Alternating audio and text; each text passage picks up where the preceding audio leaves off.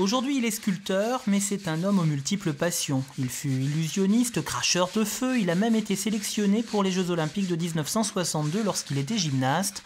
Mais aujourd'hui, il sculpte des voitures. C'est mon petit bijou, c'est ma création. Il façonne des cabriolets 2 places. Sur la Biwood, c'est son nom, le châssis est métallique, la coque est en résine.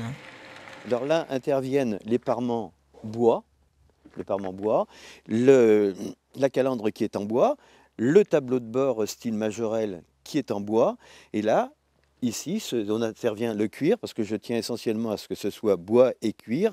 Les fauteuils sont en cuir, les parements sont en cuir, et la finalité, eh bien, c'est cette petite sculpture qui est ma mascotte.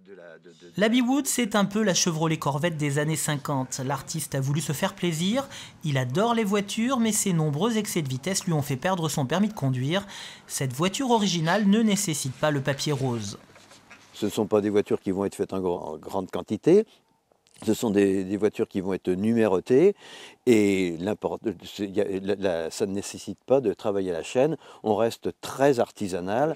L'artiste imagine bien développer la vente de son exemplaire électrique à des parcs touristiques, à des terrains de camping ou à des golfs.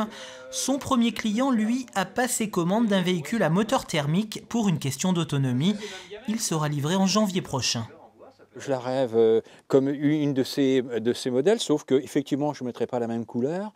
J'ai envie de faire un vert opale. J'aimerais